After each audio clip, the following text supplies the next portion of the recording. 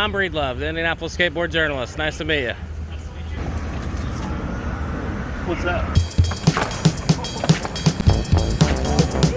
That bat, it's like Evil Knievel. Get out of here. Go. Hey, I'm the silver lady. I'm pretty unpredictable. You want to bow down now? I didn't do anything wrong.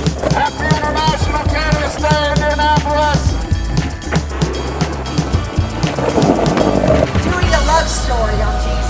Fundraise year round. You took a picture of me, but you won't give me $1. The drummer, he's pretty good.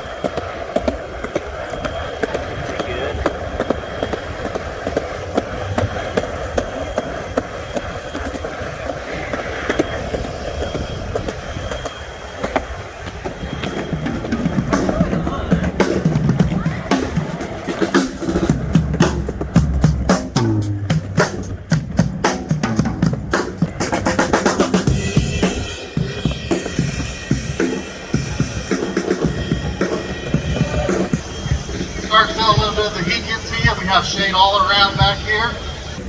So when it comes to fighting this mandate, I think we all agree that it doesn't matter what walk of life you come from, it doesn't matter what side of politics you find yourself on. Every one of us are united in fighting against this mandate, fighting against overreach.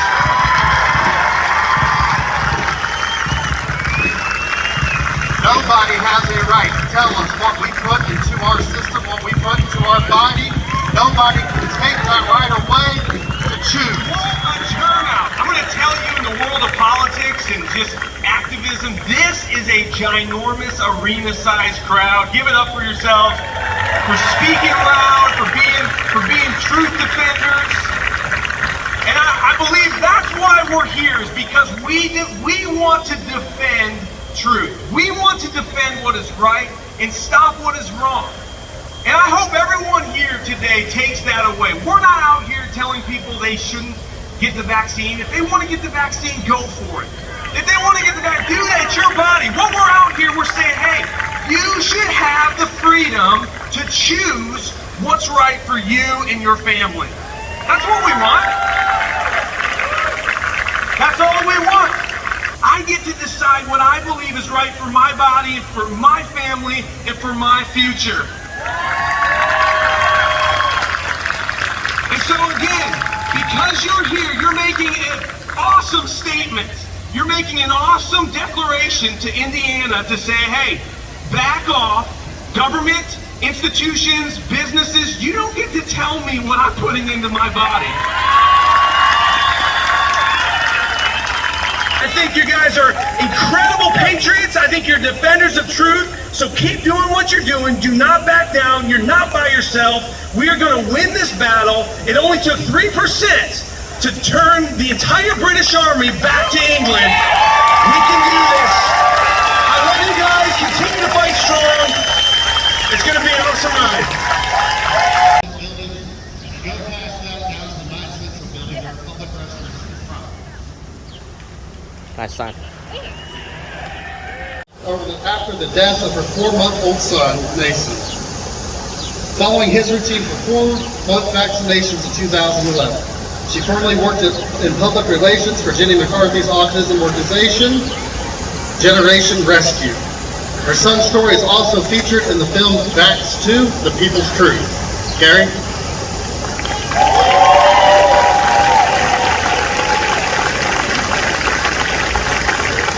This is a really great turnout. It's been 10 years since I found myself thrust headfirst into the health freedom movement. Like so many of you standing here today, this wasn't really where I expected to be.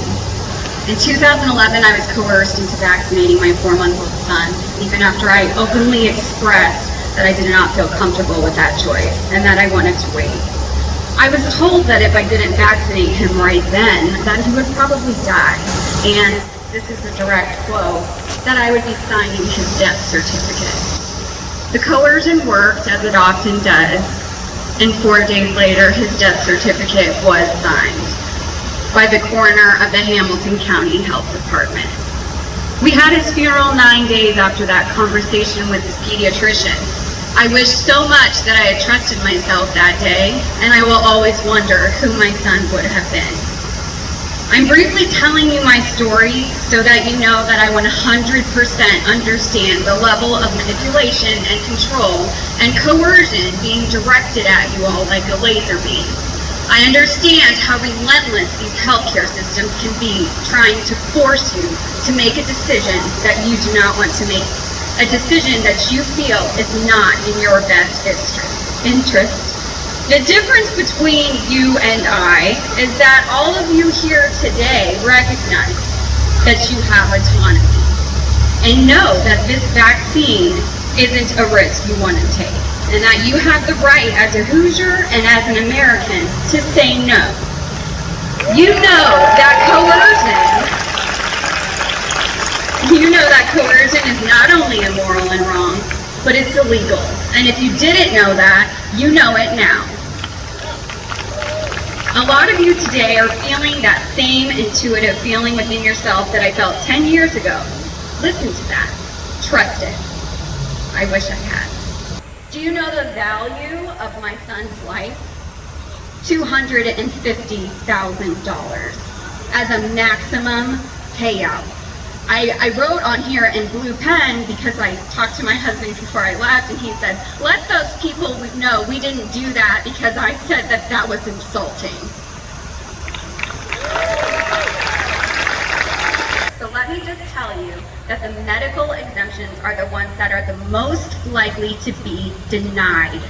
That is because there is a very specific list of criteria that these hospitals are following, and the list is short. However, your religious freedom is protected by the wonderful Indiana State Constitution. This allows you to exercise your freedom of religious belief. Specifically, Section 3 of our Bill of Rights says, all men have a natural and indefeasible right to worship Almighty God according to the dictates of their own consciences, that no man shall be compelled to attend, erect, or support any place of worship or to maintain any ministry against his consent, that no human authority can in any case whatever control or interfere with the rights of conscience. Thank you, Hoosier Founding Fathers, for that.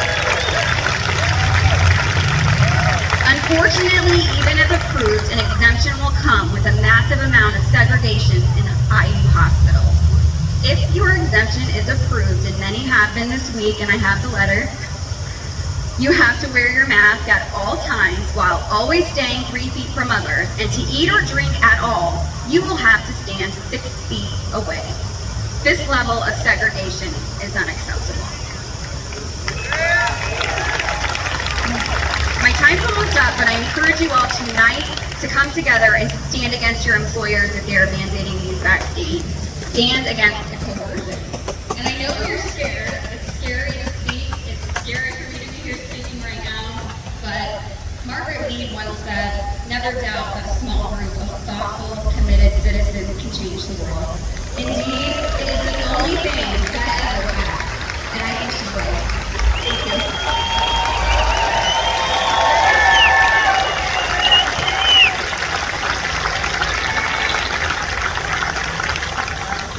J. Powell. Pastor Mark J. Powell is already helping healthcare workers navigate religious exemptions to the inoculations. Pastor Mark is 61 and has a 35-year history of advocating for We the People. Prior to his seminary and his ordination, Pastor Powell served in the government at the state, county, and city levels. He currently ministers as a hospice chaplain in Johnson County. He is seeking the 2022 Libertarian nomination for the U.S. Senate to protect you and your family from the government and corporate overreach. Let's welcome Pastor Mark Powell. Thank you very much. Thank you very much. In my view, by mandating a messenger RNA cocktail that invades every cell of your body, whose short-term and long-term effects are not fully known to the community. This mandate by IU to its students, its employees now, and who knows, soon to its patients and to each student's parents. This mandate by Indiana's premier healthcare monopoly is unconscionable and is wholly unjustifiable.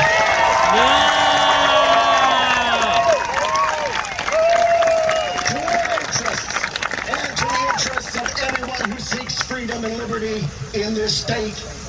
As I look down the road, there will be many roadblocks. 2021 is just the beginning of a decade-long struggle ahead for Indiana, the United States, and all free people everywhere.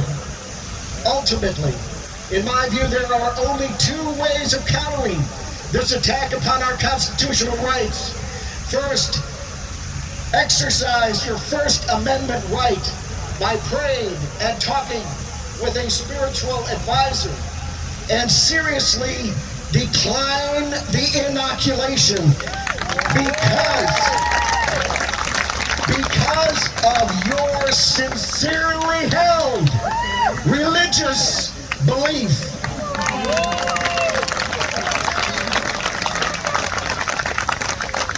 The case law cited by the EEOC and the United States Supreme Court. These rulings have been solid in upholding our First Amendment constitutional right of freedom of religion.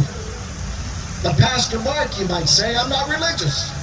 All I can say here at this time, that there are conversations better kept confidential. And being as wise as serpents and as gentle as doves.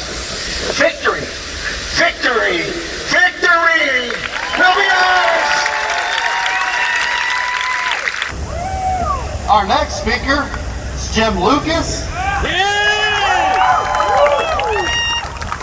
Jim Lucas is a Marine Corps veteran, 22-year small business owner, and was a Seymour County Councilman at large for 5.5 years. He is now serving his 5th term as state representative for District 69 in Southern Indiana. Jim Lucas, everyone. Thank you. I have nothing against vaccines as long as they're proven. This one's not proven. I've not seen that. And that's what's scary. You know, the fact that we have this unproven vaccine, we're starting to see more and more data come out of the consequences, side effects, some which could be deadly, some which could have short-term, some which could have long-term effects. That's what concerns me. I'm not against the vaccine. I'm against the method that is being forced upon it, the speed is being forced upon it, and the questions that remain unanswered. By and large, I'm a small government person. I got involved in the government, one of my constitutionalists. Does the Constitution say we can do this? Most likely no. Daniel Webster said the Constitution was made to guard the people against the dangers of good intentions. And the sad part is, we have become, as a people, so complacent. You know, how can you tell me, how can you threaten my job?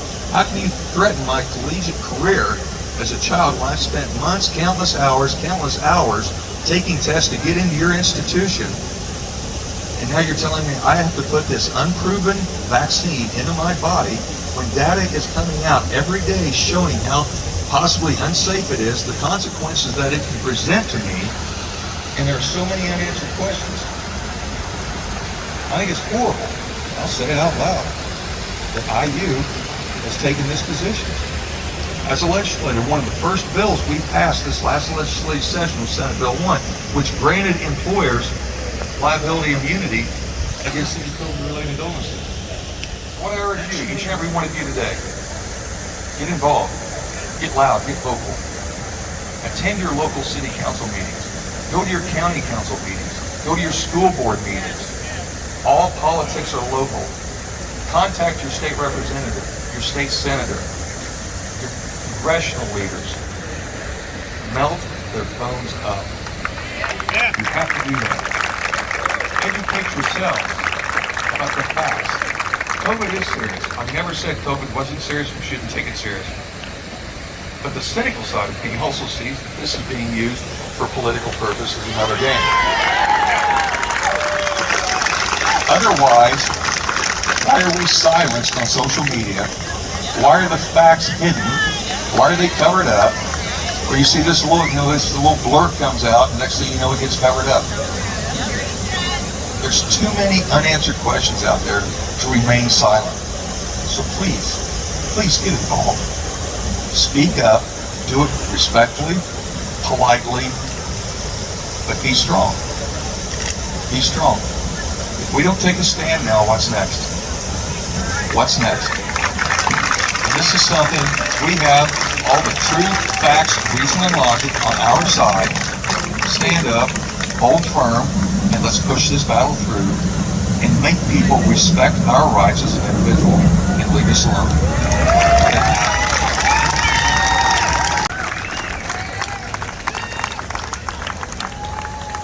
John Jacob is a born-again Christian, husband, father, and grandfather. He is an abortion abolitionist, evangelist, and former government auditor, sworn officer of the court, auditing government. He audited managed over $100 billion over 28 years. He is a 4-year small business owner.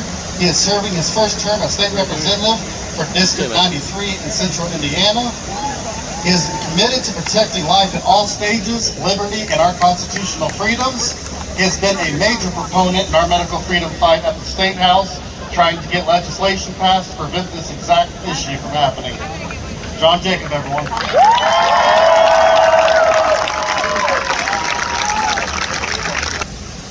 I'm a true liberty-minded representative. I worked very hard with Representative Kurt Nisley in this last legislative session to try to push forward legislation that protected life, liberty, and our freedoms. I want to talk about tyranny. What's the definition of tyranny? The definition of tyranny is an oppressive, harsh, or unjust act. Forced vaccinations are oppressive, they're harsh, and they're unjust.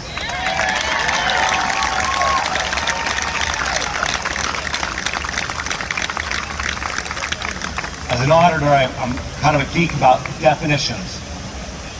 Definition of liberty: the state of being free within society from oppressive restrictions imposed by authority on one's way of life, behavior, or political views. This is oppressive. It is a restriction. And it is not just being imposed on us, it is being shoved down our throat.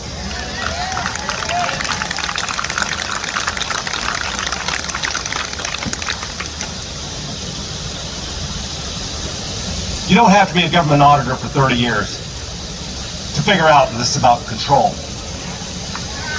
And people who don't say it's about control are either incredibly naive or they're just outright lying to you.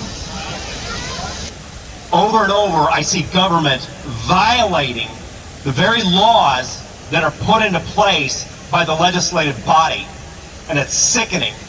I've had so many people reaching out and begging for help because of forced vaccinations.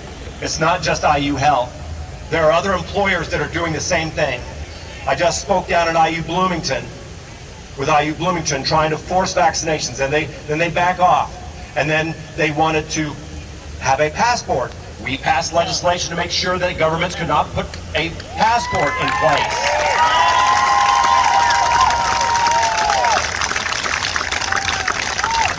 So typical government pulls off of the passport, and what do they call it? They call it an attestation form. Oh, you know what? That's still a passport. Thank you. No, you're still violating. So, we're out of session right now. Well, technically. Anyway, I reached out to a friend of mine who I dealt with over the years with Liberty Counsel. Some of you may be familiar with Liberty Counsel. I asked him, I said, Richard, I said, I need help here in Indiana. I said, talked about what Indiana University is doing, talked about what the other universities are doing, and I talked about employers. I said, I need help here in Indiana. I have a 4-page memo from my attorney. I'm not going to bore you to death with 4 pages of legalese, but I am going to highlight some things. I am going to highlight some things out of Richard's memo that I will put out on my social media page, my political social media page, not my personal one. And it has the links, it has a lot of the information in there. It deals with the issue of universities, and it also deals with the issue of employers. Liberty Counsel they recently just won a court case against Governor Newsom in California. They won multiple other cases as it relates to COVID. They're a solid organization. The existence of COVID-19 does not justify the numerous violations of fundamental individual economic and religious liberties. These include the rights of personal autonomy and bodily integrity, and the right to accept or reject the various COVID vaccines based on religious belief or other grounds. COVID vaccines cannot be mandatory under emergency use authorization. The COVID vaccines are in a special category and cannot be treated like FDA licensed vaccines. None of the COVID vaccines are FDA licensed, nor have they received full FDA approval, and I agree, they will try to ramrod the approval. Rather, their approval is under the special provision noted above as EUA. This means that there is not enough data for the FDA to render a final approval, and more importantly, no one, including private employers, may coerce individuals by threatening their employment or otherwise to take an EUA vaccine.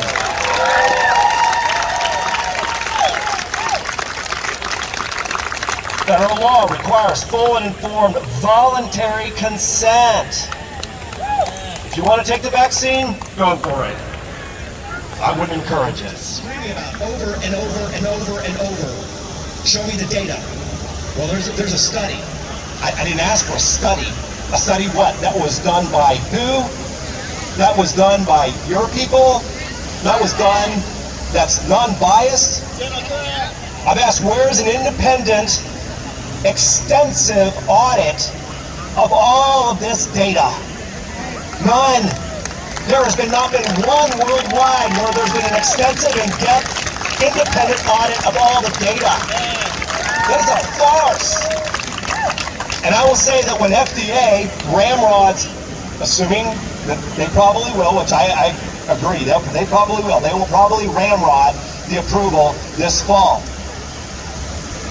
But we need to hold their feet to the fire. What, FDA takes 5, 10, 15 years to approve something in the past, and all of a sudden, magically now, they can go ahead and get this vaccine all of a sudden approved? No. There is no way. It is impossible.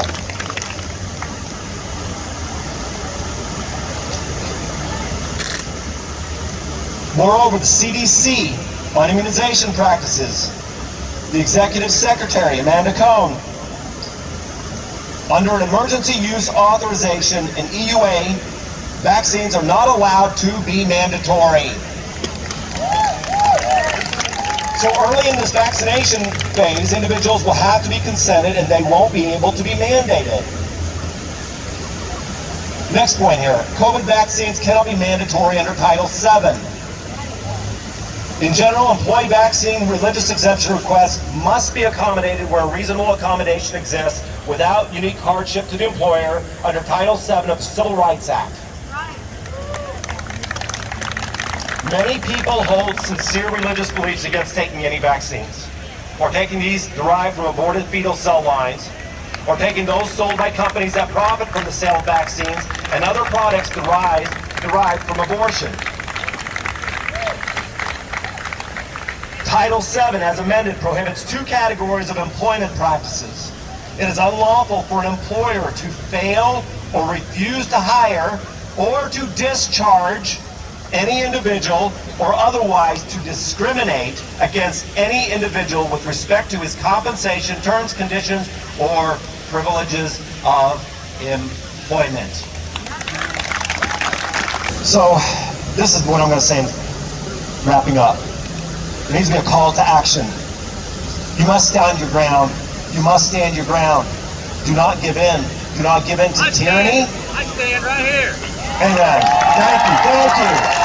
Exactly. Your children are next. I told my children, stand.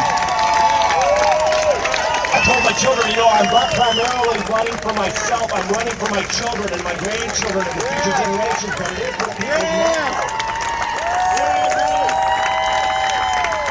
Ashley Grog, the director of Hoosiers for Medical Liberty. She is a true warrior for freedom and liberty, for our health, freedoms, and liberties. And I'm asking you to go out to her page as well. Like her page, follow. She has a lot of good information on her page. She's going to get up and she's going to give you a lot of good information. So thank you, and God bless you all.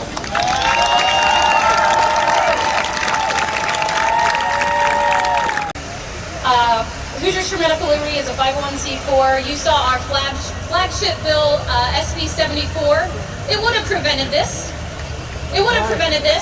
You guys can all call Senator Boots and let him know how much you appreciate him holding our bill hostage, because he killed it in committee. But we're not done. We're coming back. We had over 70 people there for testimony for a committee meeting. That's insane. Next year, we're taking more. Why not? They need to hear your voice. We have to hold these politicians accountable for the bad decisions that they make. I firmly believe good people can make bad decisions. But now they have no choice, because I don't know how many of all there are here, but this is just the tip of the iceberg. So one of the things that made me the most angry was SB 232, and you can read all about this on our website. But SB 232, it would have provided death and disability benefits for our frontline workers, our law enforcement officers, our fire, our EMS personnel, right? So it was a good thing. It was a good thing. However, they put in their language, or they had in their language, that said if you don't take this vaccine, you don't get your death and disability benefits. John Kurt and I busted our butts. We got some amendments on this bill. We forced them to remove all the language. It was beautiful. But then my very own state representative back home in Fort Wayne, nice guy, called me up, talked to me, told me, oh, Ashley, I'm on your side. I'm one of you. Yeah, I'm one of you. Well, when a bill passes the Senate and then goes over to the House and gets changed, it has to go to something called conference committee. And in conference committee, I expected my rep to stand up and fight for this language, because it's the right thing to do, because our police and fire and EMS, they busted their buns for us right alongside you healthcare workers, right? Do you think he fought for it? No, he didn't. What was he thinking? He saw what we did in the Senate. We had Senator Booth's phone ringing off the hook every minute. Every minute. Do you know how many phone calls that is? Do you know how much that disrupts his day? We aren't going to have it, are we? No, not on my watch. We're not doing it. So they ripped that bill out. We put a ton of pressure on him. John Kurt and I worked crazily. And we did some other amendments on bills. And because of the pushback and the pressure from all of you, from all the followers of Hoosiers for Medical Liberty, of Indiana for Medical Freedom, of Indiana Health Choice Coalition, all of you said, hey, guess what? We're not going away. And they slipped crappy language in at the end of session. Not good enough. Not good enough. You guys deserve better protection. I'm going to fight for it until I get it. I hope y'all are with me. I remember when I worked in the hospital, I was the only flu vaccine refuser. Nursing admin came up on the unit. I have your flu vaccine consent. I'm not getting it, thanks. I'll just sign the declination. Oh, well, Ashley, we're not going to pay you PTO if you get sick with the flu. I have a big mouth. I'm pretty sassy. And I just stood there and stared at her, because I knew if I opened my mouth, she would really have reason to fire me. So I stood there and stared, because there were about 8 to 10 nurses standing around watching. And I watched as my manager fell all over herself, agreeing, oh yeah, that's right, yeah, we're not going to pay you PTO. And I just stared. And I was like, and then she let out this nervous fake laugh and said, I'm just kidding. And I said, thanks, I'll take my form. But if I hadn't stood my ground, what would have happened? What would all those nurses have thought around me? Sometimes you have to stand your ground when it's uncomfortable.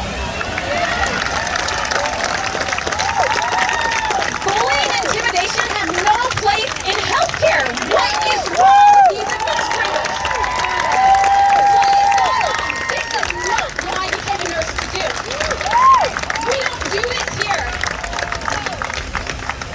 What I didn't know at that time was that Indiana had this beautiful code, and you'll all find this on my website. that says that certain healthcare providers working in hospitals have an exemption, not just religious. But you can just say, no thanks, and that's it.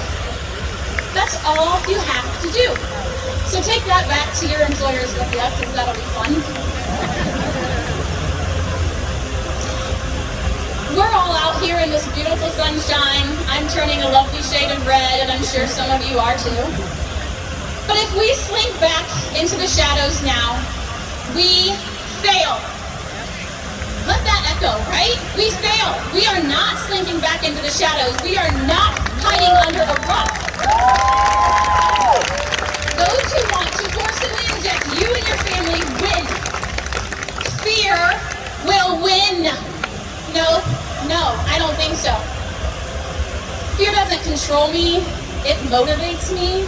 I get a little excited. Some people call it nervousness, anxiety. It's just motivation. Just motivation. But just this week, I got a call from a concerned employee, and I can feel myself shaking when I talk about this because it had me so upset. One of their colleagues was cornered and coerced into taking the vaccine. The individual was visibly shaken, pulling their hair, wrenching their clothing, and pacing.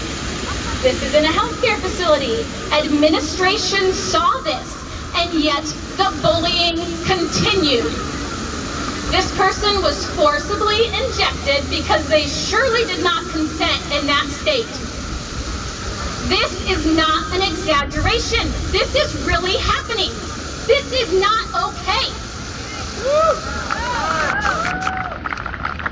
I furiously made phone calls with several attorneys, and I'm going to continue. If there are any attorneys out here that might be able to help us, please reach out to me. If you know of an attorney that might be willing to help, do not share their information on social media. Send it to me directly, please. Registered nurses, you guys are in a very unique position. We are in such high demand. They're paying $5,000 a week for travelers. I'm pretty sure you're going to be able to find a job, but they're going to have to fire you first. Stand your ground. Those in power do not want you to know about the wobbly front line. They want you, like Micah and Carrie and John said, they want you to think you're isolated and alone because that's where fear lives. That's where fear creeps into your mind, tells you all sorts of untrue things, and warps your actions. We are not alone. I want you to make sure you look around yourself today, because this is just the tip of the iceberg. How many of your coworkers, your friends, were afraid to come out here today? Were afraid that they were going to be fired? It's time to grab them by the hand and say, it's okay. I'm here with you. We will stand together, okay? Not on my watch. That's all you got to say. You're having a bad day. Shake your head, not on my watch, and carry on. So here's the call to action, right? Stand strong, unite with others, visit our website, click on healthcare employees to learn more. You guys can even share your stories anonymously. I've been posting them up on there so that way people can get their feelings out. I know that this has been a really rough year for you guys. Make sure you text 260-286-0988, the letters IUH, and then become a member of Hoosiers for Medical Liberty and help us fight this fight. You guys need to make sure you're connecting with others. We've got lots of liberty-loving groups right here. All right, my friends, I've got more friends walking through with exemption forms. If you need one, take one. You can also find them on the site. But I appreciate you guys. Just remember, not on my watch. Our next speaker, Rob Kendall. He is the co-host of the Mock and Rob Show, which airs weekdays. You guys are awesome. So by show of hands, how many healthcare workers, you don't have to say where you work, how many healthcare workers do we have with us today? Everybody give these people a round of applause. From myself and millions of other people, thank you for the past year. Thank you for what you've done. Thank you for your courage. Thank you for your compassion. And thank you for your willingness to stand for others. We appreciate it. That's why we're here today. A year ago, the government said you're the most essential people in the world. Now you don't matter at all. And that's what government, at least most government, we've heard from some good ones today, but most government by and large is. They're users. They use you when it's convenient and then disregard you when you are no longer of benefit. And our word of the day is bully. Go ahead. Because that's what's going on. IU Health is bullying its workers.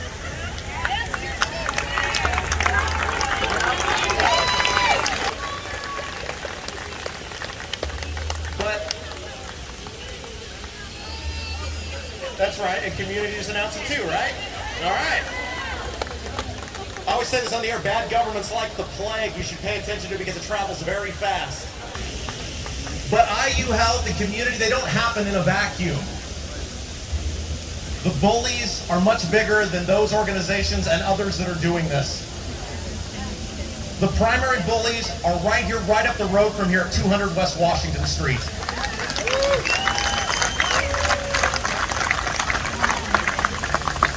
I know several news agencies were here. I don't know if they've left. If they're not, I'm going to say it loud. I'm going to say it multiple times and very slowly. Eric Holcomb.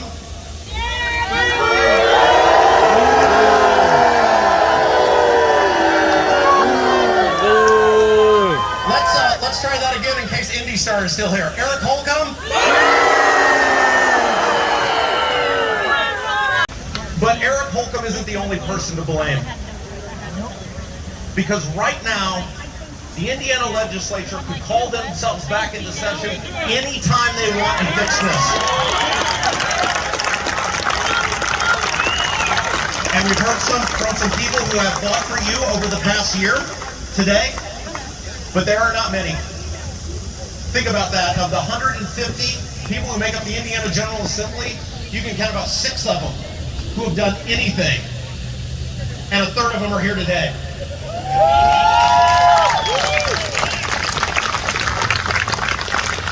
That's pathetic. In fact, the only thing the Indiana General Assembly did was try to empower themselves against the governor.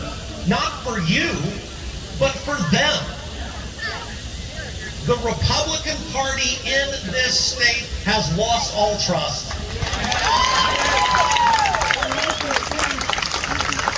Donald Rainwater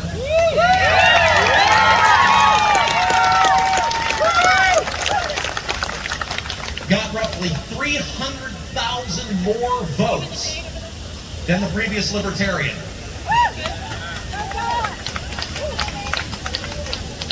And I love Don, and Don's phenomenal, but it was you that did it. It was you here today and the people all across the state who said, we've had enough.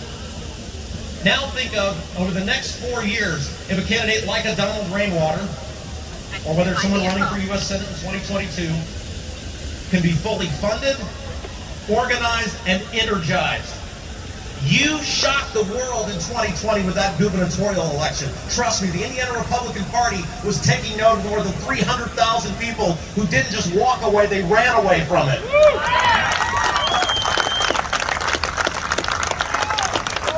And you can do it in 2022, 2024, and beyond. So I'll close with this. I just want to say thank you again to all of our healthcare workers. Thank you for the past year. Thank you for protecting the most vulnerable. Thank you for protecting the sick, the elderly, those in need. You are heroes. You are not forgotten. And we united will not allow you to be bullied. Thank you very much.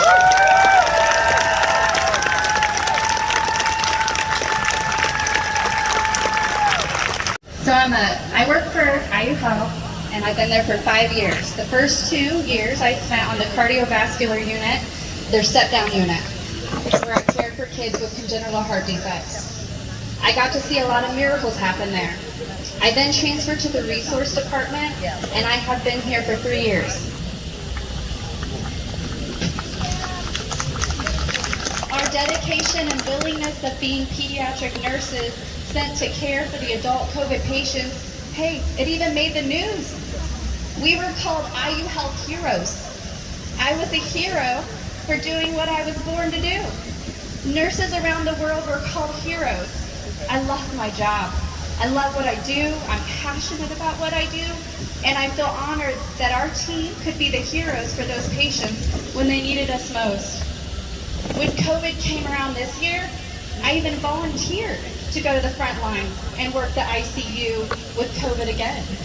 I am trusted every time I work to advocate for my patients, to make the best decisions for them regarding their health, to fight for them, and to even care for them when their families were unable to be at the bedside. If I am trusted with all of this, why can't I advocate for myself?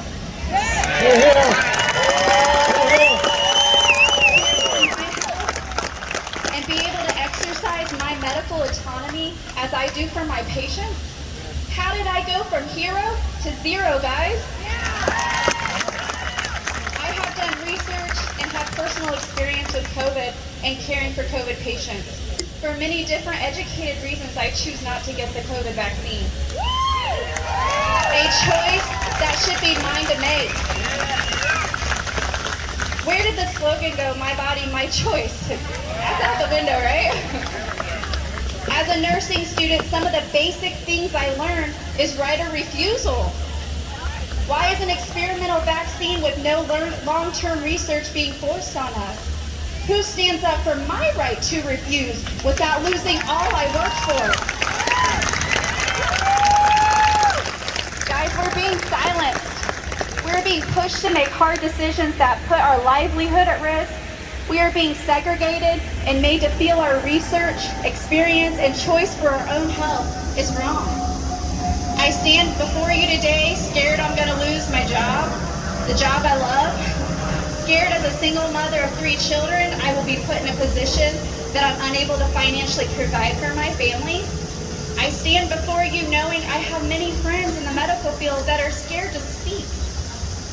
The right to advocate for our health should always be something we stand up for. So I stand up for myself, for those scared to stand, and for the children who need a voice. Why is the medical field turning a blind eye to some of the most basic principles of practice? The American Medical Association published a code of medical ethics about informed consent that says, informed consent to medical treatment is fundamental in both ethics and law. Patients have the right to receive information and ask questions about recommended treatments so that they can make well-considered decisions about care. This communication fosters trust and support. With an experimental vaccine, we don't have all the information and still have questions. Therefore, we cannot give an informed consent. The Nuremberg Code states that, above all, participation in research must be voluntary. UNESCO Article 6 of the Universal Declaration of Bioethics and Human Rights states that the consent should, where appropriate, be expressed and may be withdrawn by the person concerned at any time and for any reason without disadvantage or prejudice. Scientific research should only be carried out with the prior, free, express, and informed consent of the persons concerned. The UN International Covenant on Civil and Political Rights, Article 7, states no one shall be subjected without his free consent to medical or scientific experimentation. What about the Hippocratic oath to do no harm, right? Guys, this mandate has to stop. It goes against what we believe in as medical professionals. Informed consent, right of refusal, do no harm. People stand up against this. I stand up for my medical autonomy. I stand up for the medical profession's basic beliefs and informed consent, right of refusal, and do no harm. I stand to say I don't want to be in experimental research. Let's conduct this research the proper way. We should have a choice. As a pediatric nurse and a mother, I choose to stand up now so my voice is heard, because who will stand up later for the children when they silence my voice?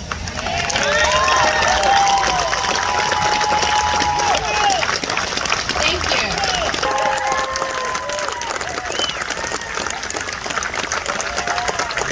Thank you, Ashley.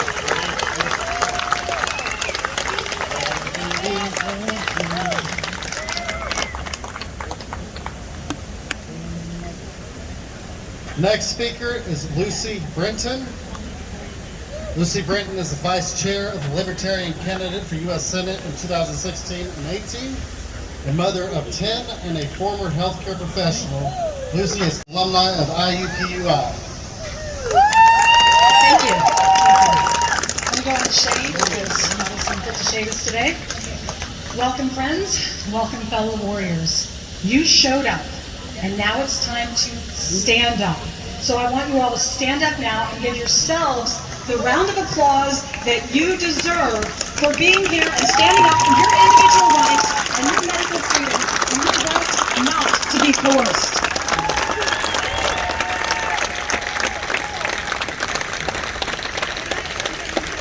I do want you to sign up at my website, lucyforliberty.com, because all this stuff that I've got in here, I put those notes on the website. And there are lots of links that you can click on, and documents and proof, and a lot of recommended resources that I recommend. A friend of mine on Facebook said, if we've gotten to the point where forcing a medical procedure through coercion becomes lawful, and supported by the authorities, we're setting a precedent for a future without the human right to refuse things being done to their body without consent. This is the hill you need to die on. That's right. I promise you that this is objectively immoral, and the beginning of the end if this becomes reality. Any supporter of forcing medical procedures will get what they deserve. Say no. Don't negotiate with tyrants. Die on this hill because we stand together.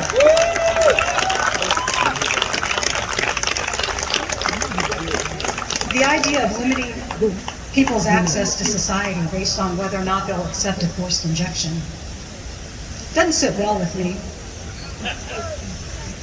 There's all different kinds of rape. More than a third of the women in this audience and listening are going to have had their Me Too moment. And that's just the ones that will admit it. Yep. Don't be a Me Too when they come with that injection and they want to wreck your body. You know, penicillin and peanut butter. Probably got some people allergic to penicillin and peanut butter here today. But I don't call you anti-penicillin and I don't call you anti-peanut butter. I just recognize your right to not take those things. As so many speakers today here have said before, you cannot rely on the EUA.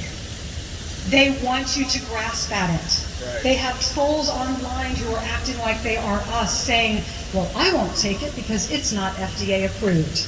Every FDA approved treatment has killed people, has ruined their lives. Doctors are, like, what, the third leading cause of death in this country?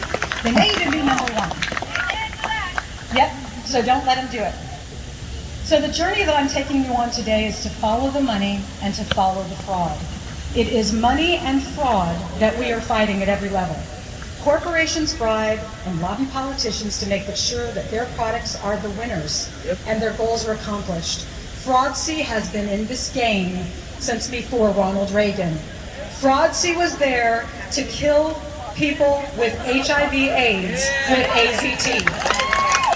Fraudcy was there to push the products on which he has patents. Has anyone done a little bit of research to figure out how many patents Fraudcy has? I bet you have. I bet it's more than one. So you've got to follow that. Even with the hydroxychloroquine and remdesivir, I can't say that, which is by the company Gilead, they paid $3.4 million in lobbying. Guess what was studied and approved as a treatment? The one that was bought and paid for. They are bought and paid for. MSM, it seems, is gone, and that's good. because they would be here to twist my words, and I've got a lot of words they can twist. Merck, MMR. I see some of you with your Vax tats. Merck has killed so many children. They killed so many people with Vioxx. They have made so many people infertile with Gardasil. And that's just one. My best friend from high school, my partner in crime, the one who always did everything before me, died of ovarian cancer because she and her mom loved Johnson & Johnson's baby powder. This fight is personal for me, and it should be personal for you. I bet every single one of you knows somebody in the hospital right now like I do with blood clots. I bet every single one of you knows somebody that's died, and it wasn't from COVID. Yes, exactly. We have people, God bless them, that might want to take conventional cancer treatments instead of Versum therapy or Rick Simpson oil. I'm spreading some truths in here. If you don't know about Rick Simpson oil, if you don't know about Versum therapy, put that on your list. But they were denied the treatment. Our hospitals were shut down. So here by show of hands knows what luciferase is, which I always have to laugh since my name is Lucy. All right, I told you I'm taking you down the rabbit hole. So luciferase is a bioluminescent, ending in ASE, it's an enzyme. And what does it do? It proves that you've been vaccinated. We were warned about this. We were warned that there would be a way to tell us whether or not we had received the mark. Could that be it? I don't know. I know crypto's pretty big. I know Bill Gates' corporation, one of them, has patent number 2020-060606. Now, a lot of people think that's the luciferase patent, and it's not. What that patent is for is to prove that you're a biological human that's alive and moving around, so that they can put your crypto payment, your digital dollar, onto the chip that they inject into you. So when you go to the grocery store, if we're even allowed in, right? That's what we're fighting here for first. That no man might buy or sell, save ye have the mark. Our souls are immortal. These are mere gloves that we don. We're just a meat suit. We are a spiritual being having a third dimension physical experience. What is the end game? We know the fraud is there. We know all of these players multiple times have been held to civil and criminal liability to the tunes of billions of dollars, every single one of them. Now, how many people here go to Google and they're like, you know, I'm feeling Mexican tonight, so I want to eat a little bit of Mexican food. I'm going to go check the reviews, right? You've checked reviews before, you find 4 reviews, hated their food, it was cold, the service was bad. Did you go to that restaurant? No. We have millions of reviews about the vaccine. We have over 5,000 deaths. Openbears.com. Tens of thousands of people have already been harmed by these vaccines. We've read the reviews, and we're not going to them. We're not taking their products. What is the end game? Thank you. The end game is control. And that's why I'm telling you now, a big part of this vaccine, and all of them, is to render you infertile. They believe in eugenics. Bill Gates' parents were very involved with Margaret Sanger, whose entire focus was on killing black people and brown people and unfit people. And they sterilized people that wore glasses. So I guess I would have been unfit too, along with so many of you. So what does that do when they control the population and the reproduction? Well, one, it makes it more expensive. Those of you who've been through IVF, not me, I have 10 kids. If you didn't know that, now you know why I'm so crazy. I pushed 10 babies out of this body. Supermom! IVF will allow them to control who is allowed to have children, and only the most compliant among you will be allowed. And I hope that's none of the people that I'm facing right now. I hope every single one of you stands up for yourself and for the future generations, because we must be together. You must decide if you are a slave or if you are free. How does a slave act? A slave rolls up their sleeves. A slave says, oh, I'm sorry. I didn't mean to offend you. Please inject me, because I can't lose my job. I can't stop getting green rectangles that you print out of thin air, or that you make so money out of digitally, trillions of dollars worth that you don't even bother to print them anymore. That's what you're chasing. You're chasing an illusion of security when your only security comes from your creator. You cannot accept mammon. You cannot accept the security that doesn't exist. It's all an illusion. We are in the matrix. Wake up, Neo.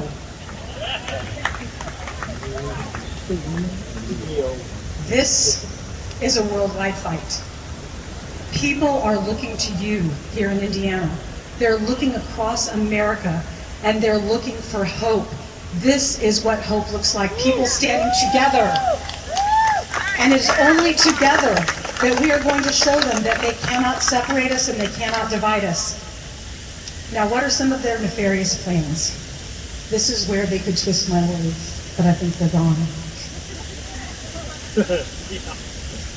Factory farming. They are attempting to shut down food production, and it is still June. Go get yourself a tiller, do whatever you have to do, but start growing your own food in your backyards right now. Right now, people, you've got time to keep your family eating this winter. Because this winter, you will be starving unless you are providing for yourself or unless you're following along with their program. Everything that they do to us, they first tell to us. Because in their religious belief, which is a Luciferian religious belief, make no mistake, they know about karma, they believe in it, and the reason that the karma of harming each of you would not come upon their conscience is because they're getting you to volunteer for your own destruction. When you volunteer, as so many people have, that karma is not on them. So they tell you first. So back in October of 2019, the Bill Gates Foundation had Event 201 where they told you every single thing that they were going to be doing. They even had the tweets prepared in advance. Everything that you are seeing is exactly as they conceived it, exactly as they rehearsed it in their dress rehearsal called Event 201. Now there's another event coming called Cyber Polygon. So you can go to cyberpolygon.com. They're already sprinkling into your subconscious a number of things. Let me tell you what they are. Who here heard about the oil hack, right? So Colonial caved, and they gave up the crypto, they gave up the Bitcoin. Two things are important for you to know there. One is that Colonial has admitted that they were never in danger of not being in control of whether the oil went or not. They were afraid that their billing systems would not be able to bill for the oil, and that's why they shut down. They were concerned about billing. The second thing, Bitcoin, is awesome, but it's not awesome like you think it is. You see, whenever there's a limited supply of something, whether it's a dead god or whether it's, a gold coin, something that takes real effort in the real world to create, and there's a limited supply, becomes a law of supply and demand, different from inflation. Why is this important? Because with Bitcoin, it shows you how messed up the value of the dollar is. The word dollar means 1/20th of an ounce of gold.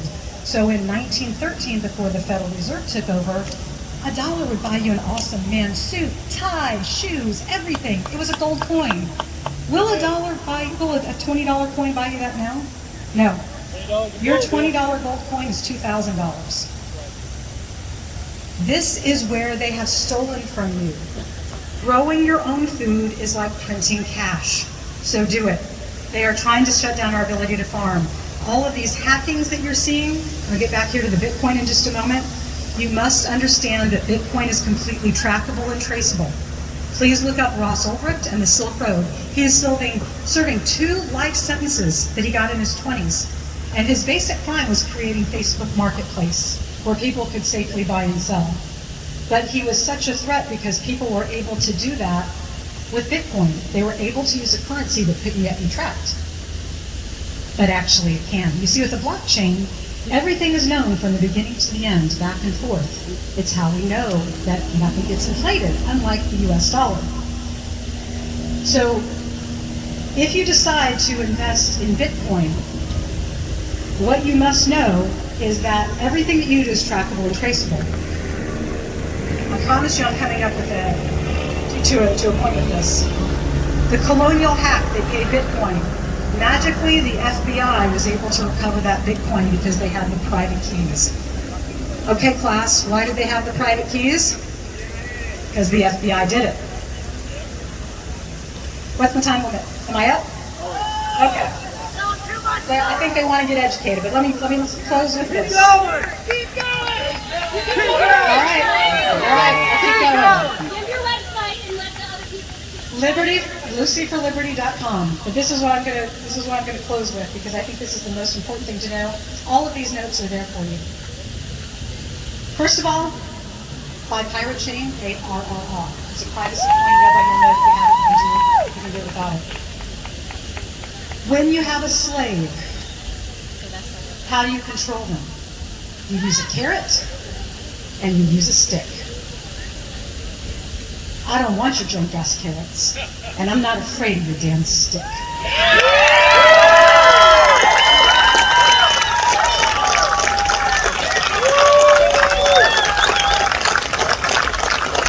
Thank you, Lucy. Our next speaker, Sean Videla, is a former healthcare worker for 26 years, now deemed disabled after receiving the COVID-19 vaccine in January 2021.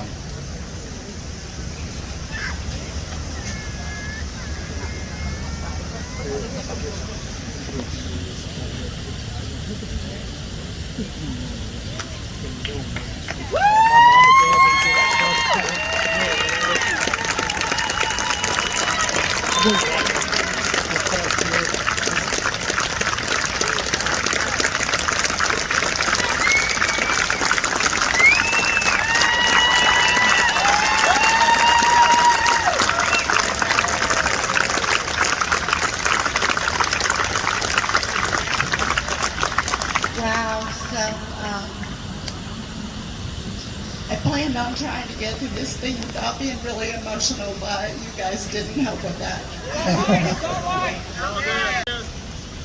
As most of you know, my name is Sean Videla, also known as Sean Skelton.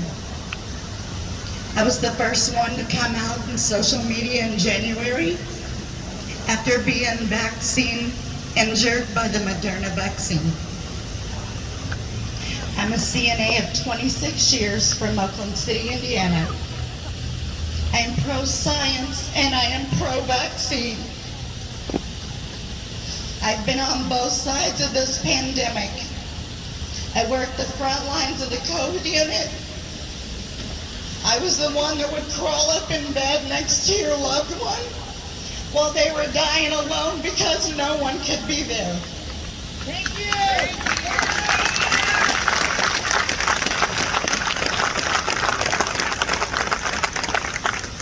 On January 4th, 2021, I was employed with American Senior Communities.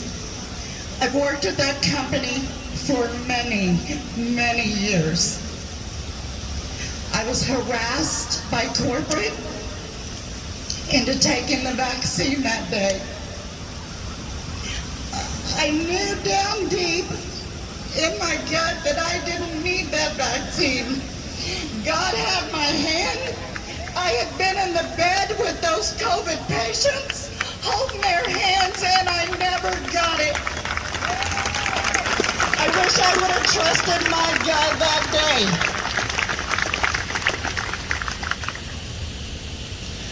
On January the 5th, I was very sick, but I went ahead to work and I carried on my duties. On the next morning, the 6th, I was so sick I couldn't even raise my head off the pillow. Later that morning, my tongue began to spasm out of control. It was so bad that it was rubbed raw from my teeth. I called my primary care physician. He said, take some Benadryl with some Pepsi. By the next morning, I was in full body convulsions. I visited 5 ERs. All 5 of those ERs discharged me. No explanation, no diagnosis. Follow up with a neurologist. This was January. My neurology appointment's not till August.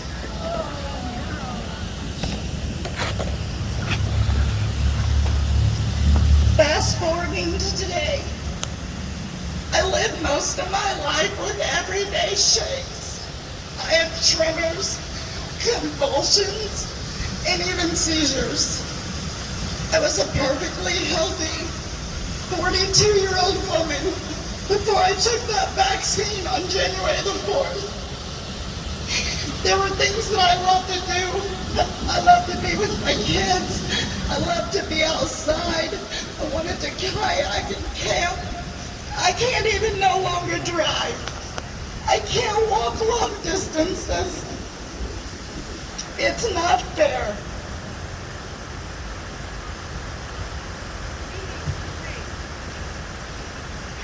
When did we become so afraid to take a deep dive into the potential problem to see if there's any scientific explanation? When did informed consent become unnecessary in this country? We the people have the right to know.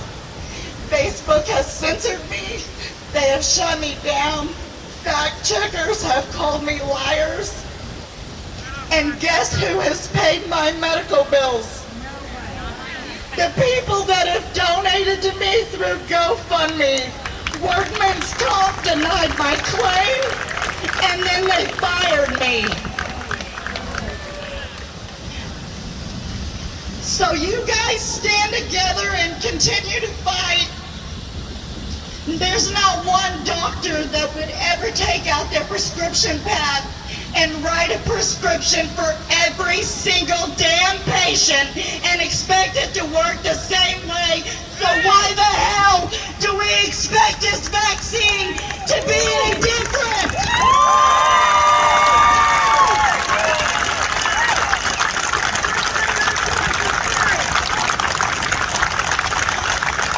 I don't know what else to say. I don't have anything left but my voice. So I hope that all of you guys hear me. Trust your gut.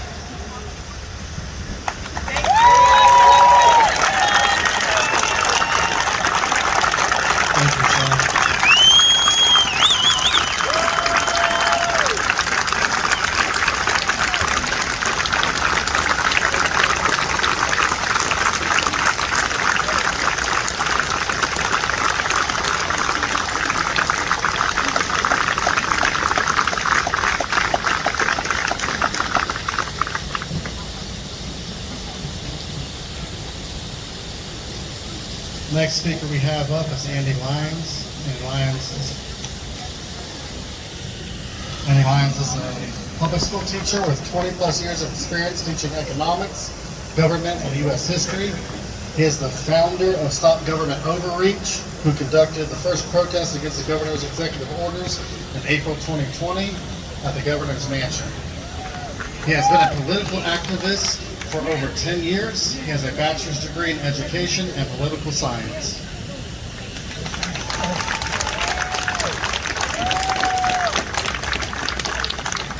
Thank you. I'm not sure how I can follow that. Lucy, she talked about it. It was kind of one of my themes is, husbands and wives, brothers and sisters, moms and dads. We are continually in conflict with each other, and we pick our battles. And you just go, sometimes it's just not worth it. You just gotta kind of let it go. This is a hill to die on. If this is allowed to continue, they are coming for your body. They are working on coming after your thoughts. They will not stop. And when they tell you, oh, you must do this because it's the common good, BS. That is collectivism. That is socialism. That is communism. That is Marxism. It puts the government over the individual. That is lies from the pit of hell. That's what it is. Do not let them tell you. Do not let them make you feel guilty about your freedom and your liberty and your individualism. That's what they do.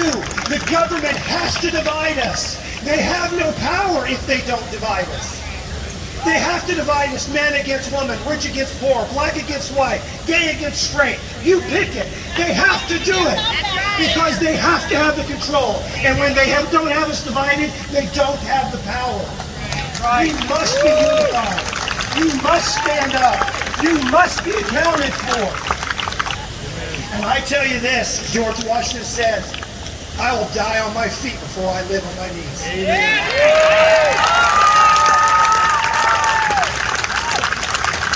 You must take a stand. I don't care what it is. I don't care if it's emailing every legislator that you can. I don't care if it's making 10 calls a day. I don't care. I will tell you this, don't be donating to political groups. Don't be donating to the Republican National Committee or the Republican Party because they have done nothing in regards to their platform. They are snakes. Virtually everyone, we have, as somebody else said, we've got 5 or 6 total in this state that are worthy of the name representative or senator. They are snakes. They want power. They don't give a rip about you and I. They want our vote, and then they just go lie to us and don't do it. We've seen this game over and over and over and over again, ad nauseum. At some point, we have to stand resolute. We have to push back against everything that is repugnant to the United States Constitution, to individual liberty, and our God-given natural rights. We have no choice. The government is their savior. They have replaced God as their savior. Well, I'm gonna tell you something. I got several people in here I've known for quite a while who I'm very good friends with, and we talk often. But you know what? I wouldn't let them make the decisions for my life because I know better than they do. Why in the world would I let the government do it? Absolutely. Why would I let them do it? The time has come. We are running out of time. We are behind in the fourth quarter. You have to get up. You have to find something beyond just punching a keyboard. I get it. I do it all the time. I drive my family crazy. I'm not out here for me because I've got 20, 25 years max probably because I'm getting up there. But I'm doing it for my kids and my grandkids. And I'm doing it for your kids and your grandkids. And you've got to do the same. And I implore the men in this crowd, stand up and be heard. Stand up and be a leader in your family. Stand up and be a leader in the community. Stand up and be the leader that God made you to be. We support him. I will tell you, from being a teacher, that kids are begging to hear the truth.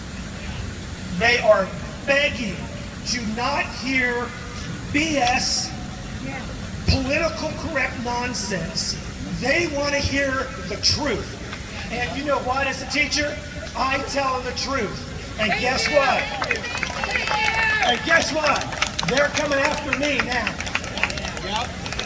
Because how dare I actually teach kids how to think and to learn and to not believe everything that you hear.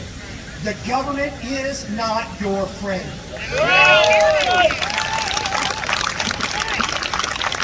And as a Christian, I wrestled with the scripture of Romans 13 that said you are to let yourself over to authority. The problem is our authority is not the United States government.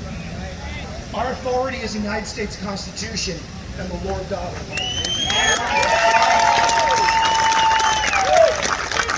So, as a Christian, you are, I believe, commanded to fight for what is right.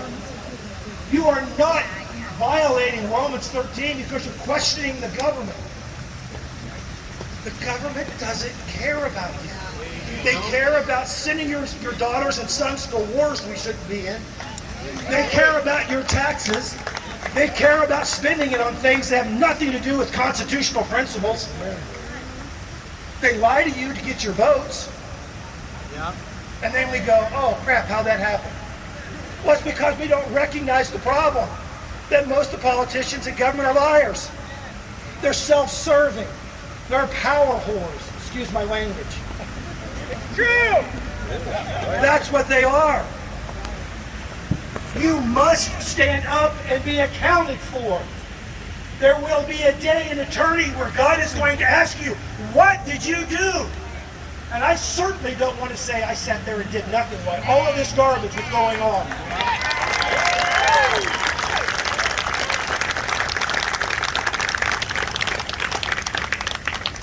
They're in the process of destroying this great nation. And they're succeeding. And they're succeeding because there are too many good people that are sitting on the sidelines saying, somebody else will pick up the ball. And I get it. I've been doing it pretty hard for about 10 years, especially the last year and a half. I spend every day 2 to 5 hours reading, going through articles, pulling out my BS meter, and going, nope, that ain't right. So, we have to fight. And I ask you in love of Christ to fight. Because there is nothing more important in this moment than fighting for this. Because if this doesn't get changed, guys, we are in real trouble. Because they'll go, there was no fight in these people. There was no fight in these people. I'm going to tell you something right now. I'm going to continue to say and act and do the things that I know that are right. And if I get fired, the good Lord will provide because He's done it for 53 years. He always has and He always will because His promises are true from the beginning to the end. My faith is in Christ. Amen. Not in man. Not even in my best friend. Because I know their hearts just as mine are depraved. That's why you don't give individuals power. Because they're going to corrupt it, a la Eric Holcomb. I don't hate anybody. But I'm telling you what. He's a real close number one. I don't hate him because the part of me as a Christian that says I want everybody to go to heaven because I want to see everybody. Wants them to be there. But how he is abused, how he has thumbed his nose at us, how he called us petri dish, because we're just saying we want you to stay out of our business. We don't want you to tell us how to live our lives. We don't want you to unilaterally say you can't open your business and we're going to shut you down. Too bad, so sad. That's unconstitutional. That's a dictator. And if you think Eric Holcomb was bad, don't do anything for the next 10 years. Because it will get worse. This is our chance. You've got to burn the phone. You've got to burn the phone lines. You've got to burn the emails. You've got to talk to people. Our next speaker is Casey Laddick. Casey was an ICU bone marrow transplant nurse with IU Health until this mandate when she resigned. Good speech. Thank you.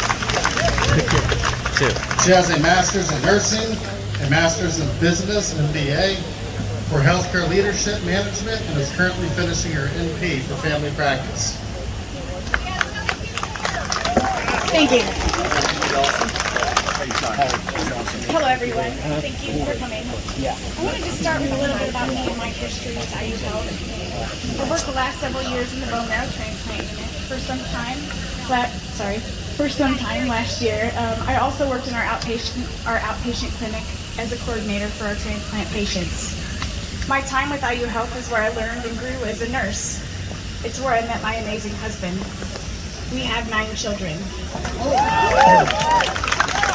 IU inspired me to get continue my education. In fact, after I received my master's in nursing, Jason Gilbert, our CNO, inspired me to get my MBA, which I did, obviously. I just said that. I'm a few months away from becoming a family nurse practitioner. I don't say this to boast about myself. I tell you this so that you know that what I'm about to say comes from an educated and objective position. Last year I moved over 2 hours away, but I still chose to stay here with IU Health as a bedside nurse, not because I couldn't find employment elsewhere, but because I loved my job. I never worked for IU Health for money. Patient experience and safety has always been my number one priority. I was known on the BMT unit as the rock girl, the one who painted rocks for our patients the day they received their stem cells, their rebirth day, so to speak. This was never a job for me, it was a calling and where I was meant to be. When I heard that the vaccination mandate was going to be released June 1st, I was saddened to say the least. IU Health broke my heart. I resigned with the release of the mandate. Woo! I may just be a number to IU Health, but I wanted them to know that this mandate is not okay and we can do better.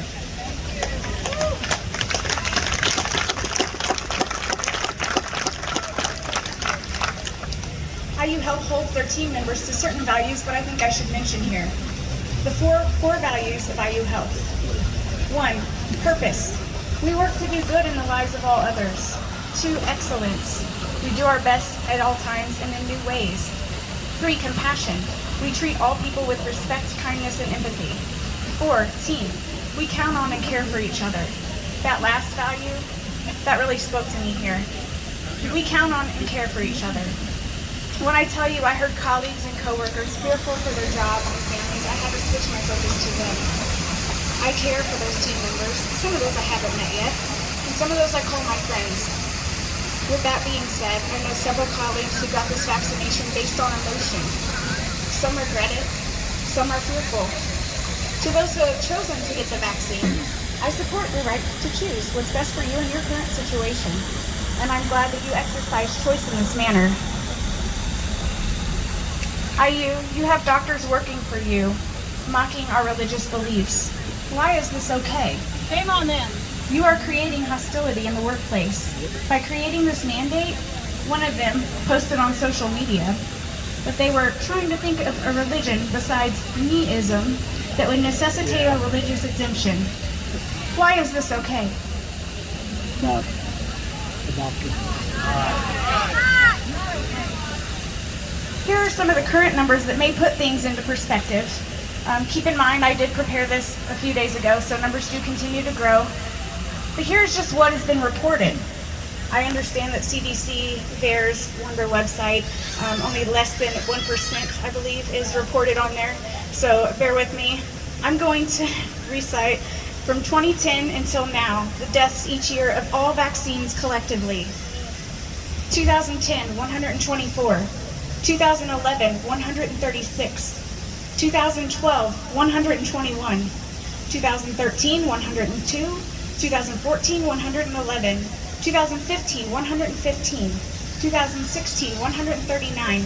2017, 95. 2018, 137. 2019, 160. And 2020, 148. Now let's go over the vaccine deaths from COVID vaccines alone by month just this year. January, 372.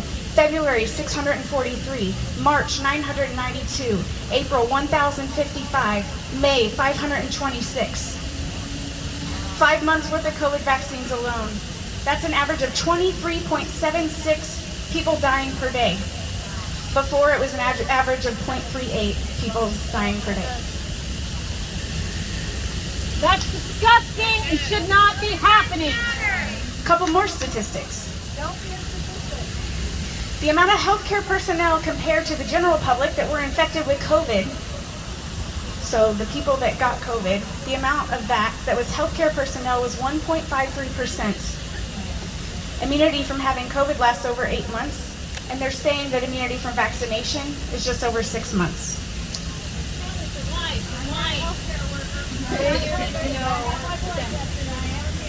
What happens if something goes awry with these vaccines? What happens if all of your healthcare workers are required to be vaccinated and long-term effects are bad? We don't know the long-term effects of this. We can speculate, but the truth is that mRNA technology is too new to humans. If I have learned anything in healthcare, it is that it is always changing. It would be naive to think we shouldn't continue educating ourselves and asking questions to valid concerns from logic. We all know how the mRNA vaccine works, right? mRNA tells the body to make fragments of the SARS-CoV-2 proteins. The body uses those proteins to create antibodies against the SARS-CoV-2, and the person isn't actually injected with SARS-CoV-2. Sounds great in theory, right? But even if that immune response doesn't harm the person being immunized, which we already know thousands have been injured, how long are they going to continue to make those proteins? We have no long-term data on this in humans.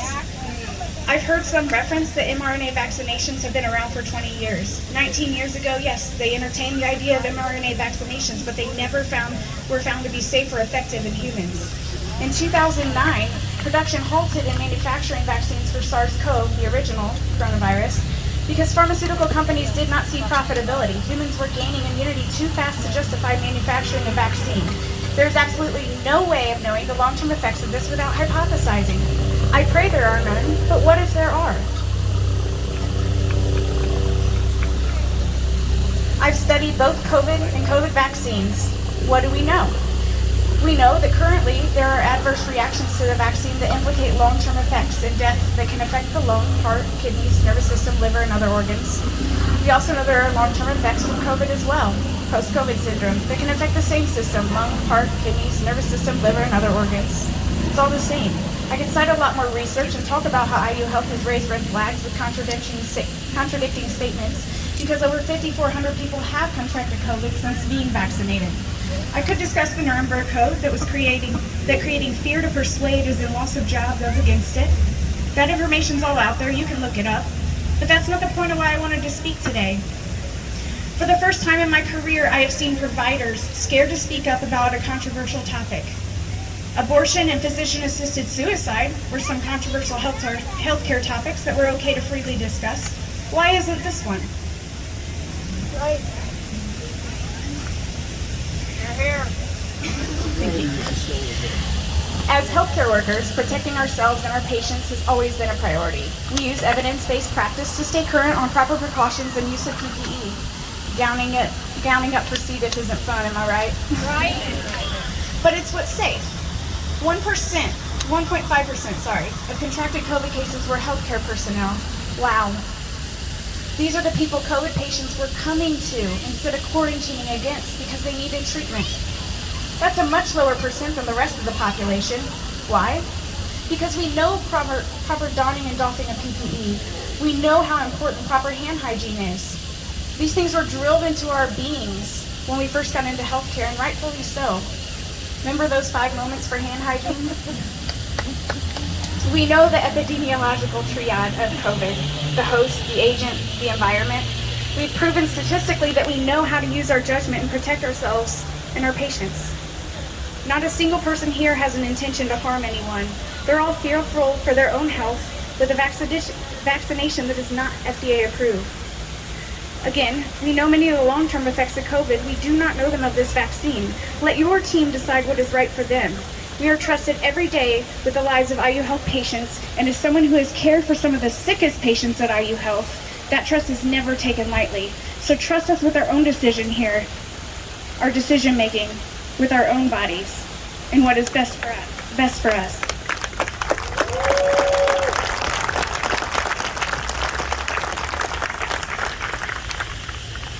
Lastly, IU Health, I hope you realize that those gathered here today, they don't want to quit their jobs. They want to be a part of this team, the IU Health team. They don't wish to tarnish the IU Health reputation. They want to build it with you. Don't make them choose between working for you and having a choice for a vaccine that they don't want for very valid concerns. Hear, hear. How wonderful would it look if IU Health took this opportunity to listen to their team members and made a change based on their core values, working to do good in the lives of all others, do our best at all times and in new ways, treat people with respect, kindness, and empathy, and counting on and caring for each other. IU Health, please don't let your team down. Don't make them question their inner voice. After all, you inspired that spirit of inquiry in all of us. Thank you.